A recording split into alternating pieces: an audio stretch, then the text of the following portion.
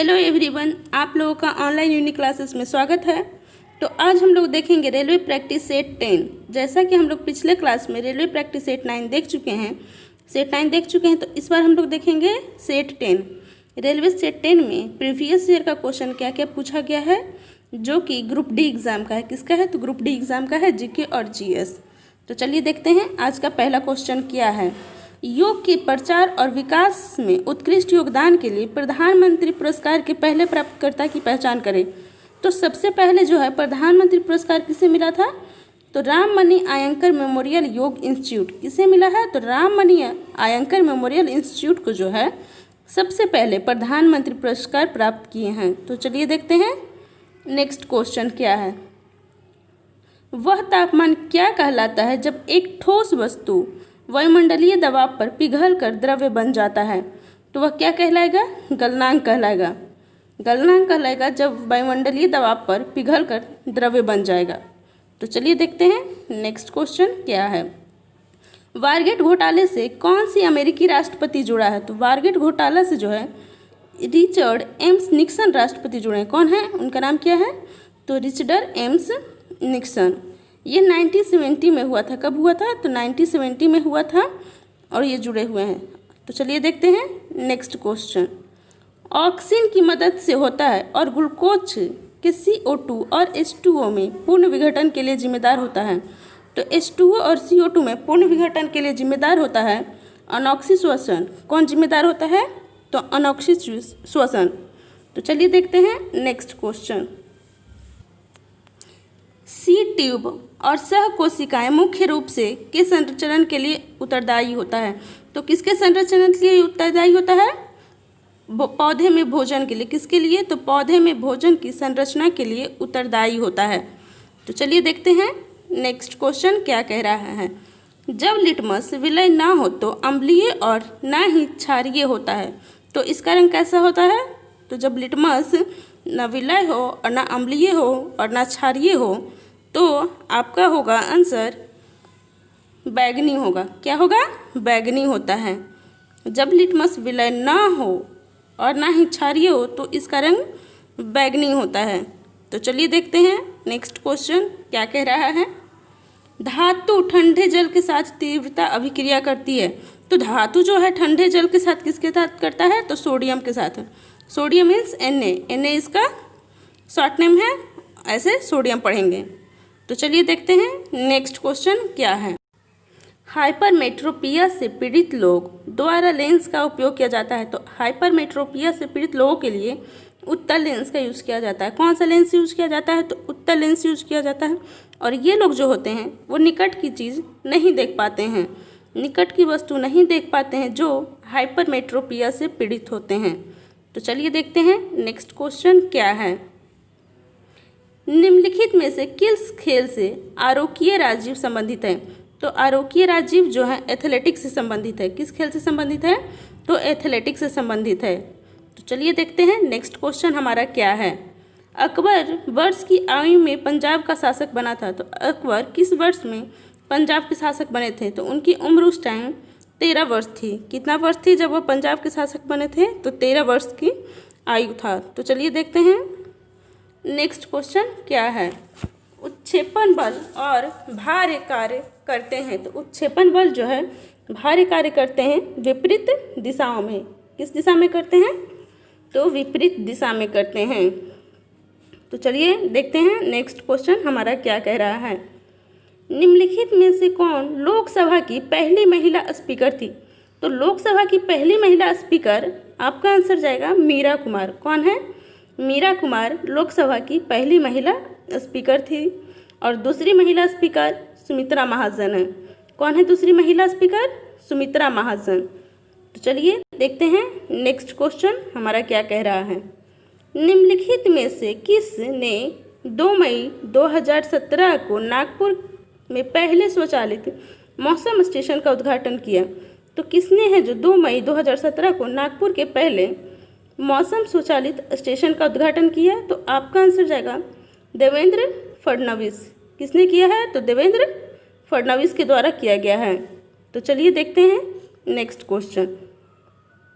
भारत में अनाज का सबसे बड़ा उत्पादक है और जिसकी 2016 से 17 में देश की कुल अनाज उत्पादक में लगभग 17.83% हिस्सेदारी है।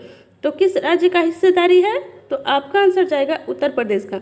देखिए, ये प्रीवियस सेट में भी क्वेश्चन पूछा जा चुका है, तो पिछले शिफ्ट में भी पूछा गया ये क्वेश्चन है और ये इस शिफ्ट में भी क्वेश्चन पूछा गया है, तो ये आप ध्यान में रखिएगा। तो चलिए देखते हैं नेक्स्ट क्वेश्चन। महेश्वरी चौहान 2017 में भारत की पहली महिला स्कीट का पदक जीता, वह किस खेल से संबंधित थी? तो महेश्वरी चौहान जो है किस खेल से संबंधित थी? तो शूटिंग से संबंधित है। वो किस खेल से संबंधित है? शूटिंग से। तो चलिए देखते हैं नेक्स्ट क्वेश्चन। बूझे हुए चूने का रासायनिक नाम है। तो बूझे हुए चूने का रासायनिक नाम है CaOH2। क्या है?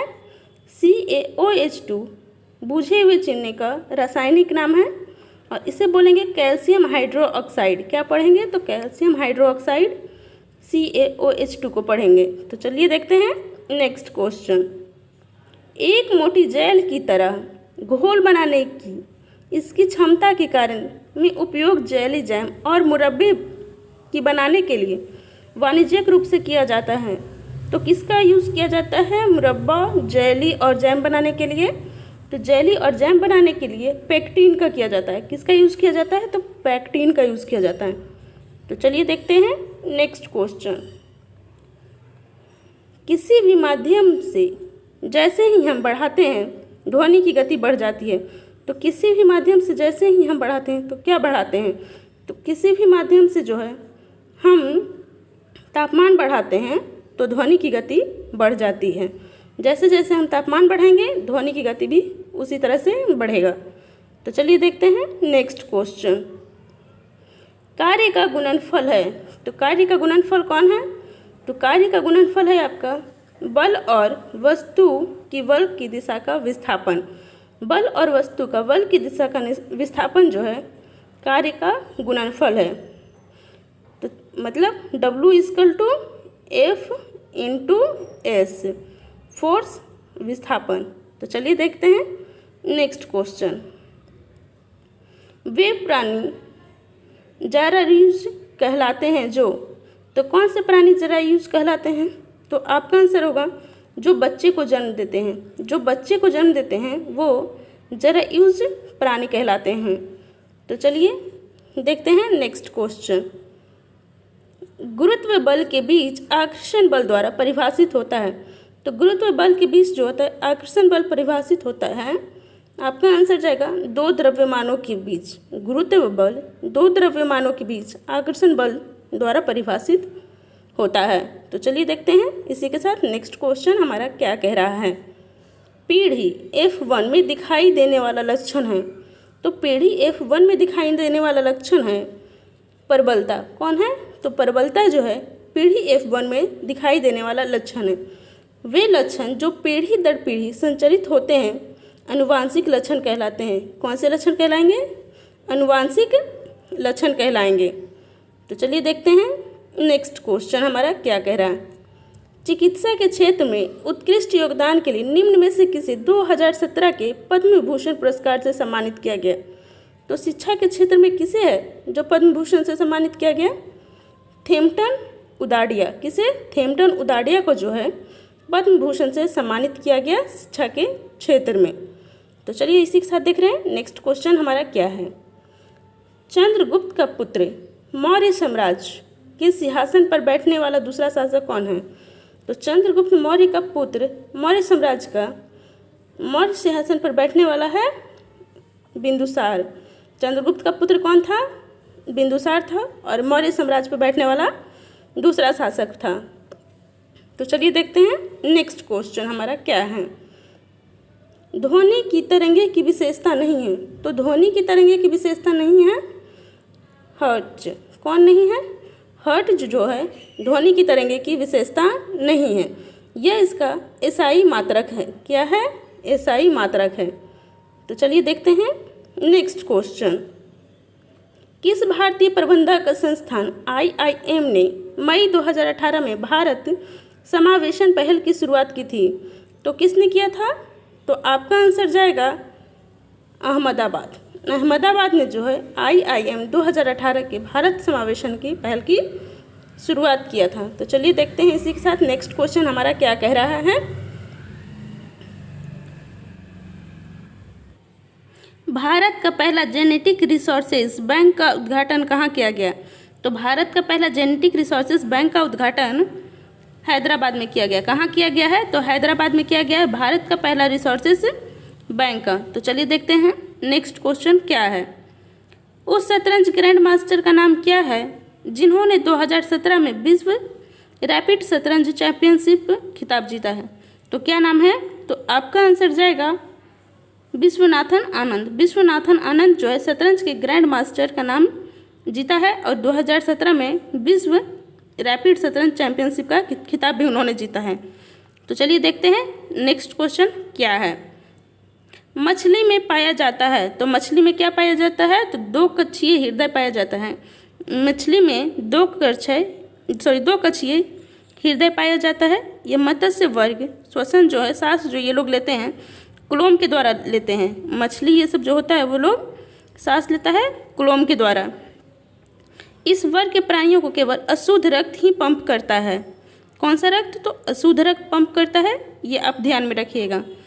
तो चलिए देखते हैं नेक्स्ट क्वेश्चन। अप्रैल 2017 में संपन्न हुए 64वें राष्ट्रीय फिल्म पुरस्कार समारोह में किस मराठी फीचर फिल्म को 2016 का सर्वश्रेष्ठ फीचर फिल्म का खिताब दिया गया है? तो किस फिल्म को दिया गया है 2017 का सर्वश्रेष्ठ फिल्म अवार्ड? तो आपका आंसर जाएगा 10 क्रिया फिल्म को जो है 2017 में 64वें राष्ट्रीय फिल्म पुरस्कार का खिताब दिया गया है। तो चलिए देखते हैं इसी के साथ नेक्स्ट क्वेश्चन क्या है।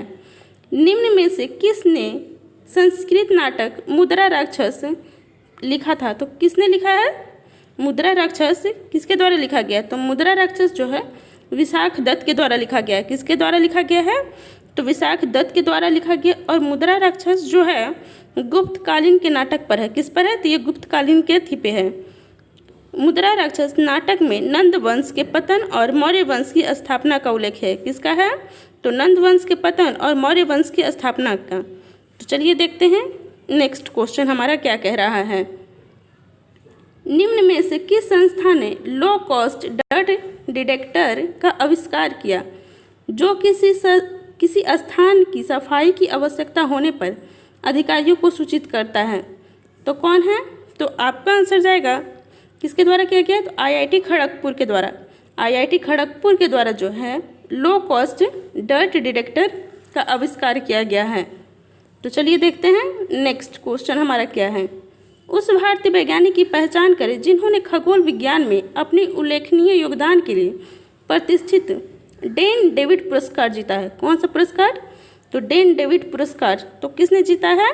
तो श्रीनिवास कुलकर्णी। श्रीनिवास कुलकर्णी भारत के वैज्ञानिक हैं जिन्होंने डेन डेविड पुरस्कार जीता है। तो चलिए देखते हैं नेक्स्ट क्वेश्चन। कार्य क्या कहलाता है? तो कार्य जो है बल गुणे विस्थापन कहलाता है। अभी पिछले क्वेश्चन में ये पूछा गया क्वेश्चन है, पिछले सिर्फ क्वेश्चन पूछा गया फिर से ये क्वेश्चन पूछा है। तो बल गुणे विस्थापन कहलाता है। तो चलिए देखते हैं नेक्स्ट क्वेश्चन। विश्व का सबसे बड़ा जलीय निकाय कौन सा है? तो विश्व का सबसे बड़ा जलीय निकाय है कैस्पियन सागर। कैस्पियन सागर जो है विश्व का सबसे बड़ा जलीय निकाय है। कैस्पियन सागर का क्षेत्रफल जो है 3,71,000 वर्ग किलोमीटर है। कैस्पियन सागर का विस्तार रूस, कजाकिस्तान, अजरबैजान, तुर्कमेनिस्तान और ईरान देशों तक है। कहाँ कहाँ है? रूस, कजाकिस्तान, अजरबैजान, तुर्कमेनिस्तान और ईरान। ये आप ध्यान में रखिएगा। तो चलिए देखते हैं नेक्स्ट क्वेश्चन हमारा क्या है। उत्तर प्रदेश के मिर्ज़ापुर और सोनभद्र में खनिज पाया जाता है। तो उत्तर प्रदेश के मिर्ज़ापुर और सोनभद्र में कौन सा खनिज पाया जाता है? तो आपका आंसर जाएगा संगमरमर। संगमरमर जो है मिर्ज़ापुर और सोनभद्र में पाया जाता है जो कि उत्तर प्रदेश में है। तो चलिए देखते हैं नेक्स्ट क्वेश्चन। जून 2018 के अनुसार नीति आयोग के प्रमुख अटल इनोवेशन मिशन AIM योजना के अंतर्गत भारत के अतिरिक्त 3000 विद्यालयों में अटल ट्यूरिंग लैब्स प्रोग्राम जो युवा छात्रों के लिए प्रोत्साहित करता है स्थापन करने के लिए चुना गया। तो किस लिए चुना गया? तो आपका आंसर जाएगा क्या है? अभिनव विचारों के लिए जो है प्रोत्साहित करने के लिए चुना गया है। तो चलिए देखते हैं नेक्स्ट क्वेश्चन। किस भारतीय शहर में नवंबर 2017 में आयोजित महिला टेनिस संघ टूर्नामेंट की मेज़बानी की थी?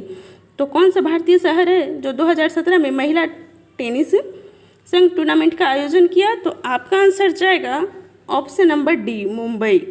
किसके द्वारा किया गया था? तो मुंबई के द्वारा किया गया है। तो चलिए देखते हैं नेक्स्ट क्वेश्चन। मध्यकालीन प्रसिद्ध साहित्य प्रतिभा गुरु वसव ने किस भाषा में अपने प्रसिद्ध साहित्य कार्यों को संकलित किया है? तो किस भाषा में किया है गुरु वसव ने? तो आपका आंसर जाएगा डी, कन्नड़। किस भाषा में? तो कन्नड़ भाषा में। तो चलिए देखते हैं नेक्स्ट क्वेश्चन। विभवांतर को मापने के लिए उपकरण का उपयोग किया जाता है। तो विभवांतर को मापने के लिए किसका यूज़ किया जाता है? तो वोल्ट मीटर। किसका यूज़ किया जाता है? तो वोल्ट मीटर को किया जाता है विभवांतर मापने के लिए। देखिए यह पिछले शिफ्ट में पूछा हुआ क्वेश्चन है। पिछले शिफ्ट में भी पूछा है और इस शिफ्ट में भी पूछा है। तो चलिए देखते हैं नेक्स्ट क्वेश्चन क्या है हमारा। बुगोई शहर को पाइन सिटी भी कहा जाता है। यह शहर किस देश में स्थित है? तो बुगोई शहर को जो है पाइन सिटी कहा जाता है। यह किस देश में स्थित है? तो यह फिलीपींस में स्थित है। कहाँ स्थित है?